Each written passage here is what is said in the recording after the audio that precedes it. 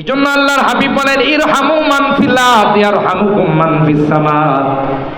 জমিন ওয়ালাদের উপর তুমি দয়া করো, রহম করো, আসমানের মালিক তোমার উপর রহম করবে। বুখারী শরীফের মধ্যে আসে একজন বেশ্যা নারী, আল্লাহ পাক যে কোরআনে কারীমে জানিয়ে দিয়েছেন কুলিল্লাহুম্মা মালিকাল মুলক তুতিল মুলকা মান তাশা ওয়া তানজিউল মুলকা মিম্মান তাশা ওয়া তুইজ্জু মান তাশা ওয়া তুযিল্লু মান তাশা। সর্বময় ক্ষমতার মালিক, সব ক্ষমতার মালিক একমাত্র, কেবলমাত্র, শুধুমাত্র কে? আল্লাহ। বলতে হবে কে? কিন্তু আমরা সামান্য এক হাত দুই হাত জায়গার মালিক হয়ে মনে করি আমার মতো পাওয়ারফুল আর কেউ নাই। কথা কোন ঠিক কিনা? মনে করি আমার মতো পাওয়ারফুল আর কেউ নাই। অথচ অফাওকা কুল্লি ফি ইলমিন আলিম, তোমার উপরে যে আরেকজনের কর্তৃত্ব আছে সেটা যখন তুমি ভুলে যাবে, তোমার মতো হতভাগা আর বদনসিব পৃথিবীতে দ্বিতীয় কেউ নাই।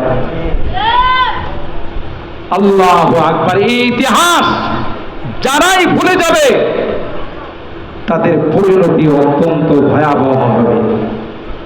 অতীতের ইতিহাস, বর্তমান ইতিহাস, কিয়ামত পর্যন্ত এই ইতিহাস থেকে আমাদের সবক নিতে হবে যে কেউ বাহাদুরি করে আল্লাহ জমিনে রক্ষা পাবে না। যখন আল্লাহ পাক ধরবে কেউ তাকে বাঁচাইতে পারবে না।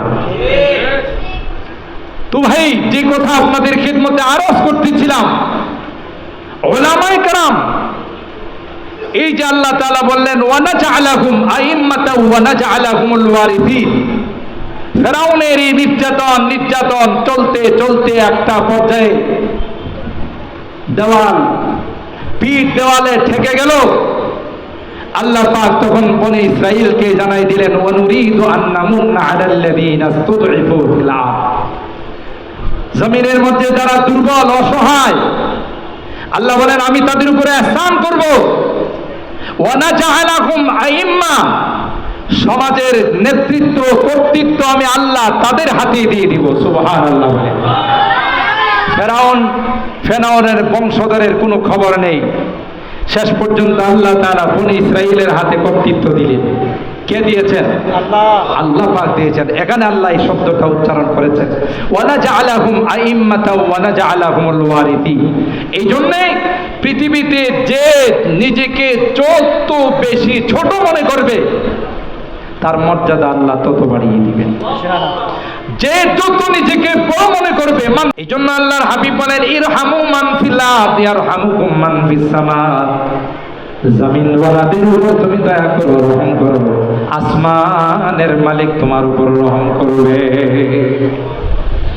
বুখারী শরীফের মধ্যে আসে একজন বেশ্যা নারী,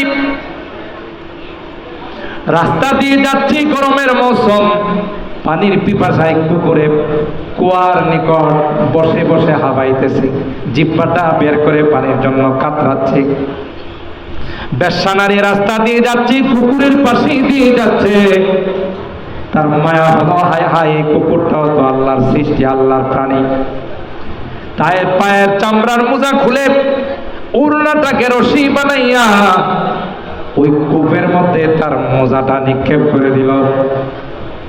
ওখান থেকে কিছু পানি সংগ্রহ করে ওই নিকৃষ্টতম প্রাণী কুকুরের মুখের মধ্যে পানি দিতে দেরি হয়, আসমান থেকে আওয়াজ আসতে দেরি হয় না, এরে বান্দি তুমি আমার সৃষ্টির উপর দয়া করেছো, আমি আল্লাহ তোমার উপর দয়া করে তোমার জীবনের গুনাহগুলো মাফ করে দিলাম। মুসলমান, আমি আমার আলোচনায় বলি ওমা খালাকতুল জিন্না ওয়াল ইনসা ইল্লা লিয়াবুদুন। আল্লাহ পাক বলেন মানব আর দানবকে আমি সৃষ্টি করেছি আমার ইবাদতের জন্য, না না শুধু ইবাদতের জন্য না। উলামায়ে কেরাম মুফাসসিরিনে কেরাম তার তাফসীর করেন লিয়ারিফু, আল্লাহকে চেনার জন্য। শুধুই যদি ইবাদতের জন্য আল্লাহ বানাইতেন তাইলে আল্লাহর ইবাদত করার জন্য ফেরেশতার কোনো অভাব নাই। জোরে বলুন ঠিক কিনা? অগণিত অসংখ্য ফেরেশতা আল্লাহ পাক বানাইছেন। যেই ফেরেশতা সিজদার মধ্যে আছে আজীবন সিজদায় পড়ে থাকবে, যেই ফেরেশতা রুকুর মধ্যে আছে আজীবন রুকুর মধ্যে পড়ে থাকবে, যেই ফেরেশতা বসার মধ্যে আছে, জালসার মধ্যে আসে, আজীবন জালসার মধ্যে থাকবে। সুতরাং আল্লাহর ইবাদতের জন্য শুধু আমাদেরকে বানায় নাই, ইবাদতের জন্য ফেরেশতার অভাব নাই, আজীবন রুকু আর সিজদার মধ্যে পড়ে থাকবে। তাইলে মানব আর দানবকে আল্লাহ কি জন্য বানাইলেন? মানব দানব বানানোর একমাত্র কেবলমাত্র কারণ হলো একজন আরেকজনের পাশে দাঁড়াবে, একজন আরেকজনের সুখে দুঃখে তার সঙ্গে শেয়ার করবে, বিপদে আপদে তার পাশে দাঁড়িয়ে তার পাশে তাকে সাহায্য করবে। আর এই জন্যই আল্লাহ পাক মানব আর দানবকে বানিয়েছেন।